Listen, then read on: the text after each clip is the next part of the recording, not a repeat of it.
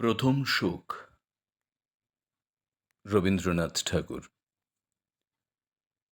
বনের ছায়াতে যে পথটি ছিল সে আজ ঘাসে ঢাকা। সেই নির্জনে হঠাৎ পেছন থেকে কে বলে উঠল, আমাকে চিনতে পারো না? আমি ফিরে তার মুখের দিকে তাকালেম। বললেম, মনে পড়ছে, কিন্তু ঠিক নাম করতে পারছি নে। সে বললে, আমি তোমার সেই অনেক কালের, সেই 25 বছর বয়সের শোক। তার চোখের কোণে একটু ছলছলে আভা দেখা দিলে, যেন দিঘির জলে চাঁদের রেখা। অবাক হয়ে দাঁড়িয়ে রইলেম।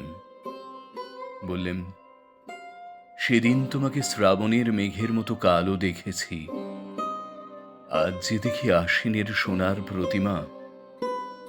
সেদিনকার সব চোখের জল কি হারিয়ে ফেলেছ? কোনো কথাটি না বলেই সে একটু হাসলে। বুঝলেম সবটুকু রয়ে গেছে ওই হাসিতে।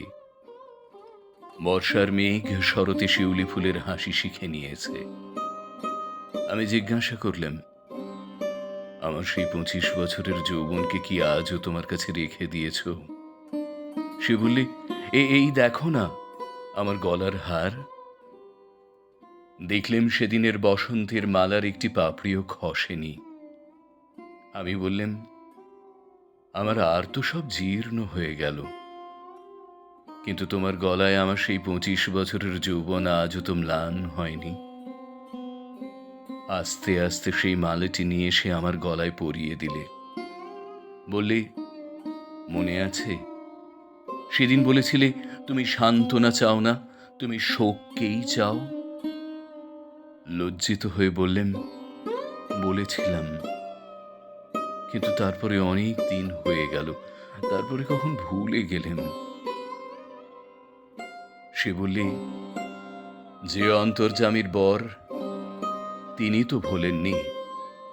আমি সেই অবধি ছায়াতলে গোপনে বসে আছি, আমাকে বরণ করে নাও।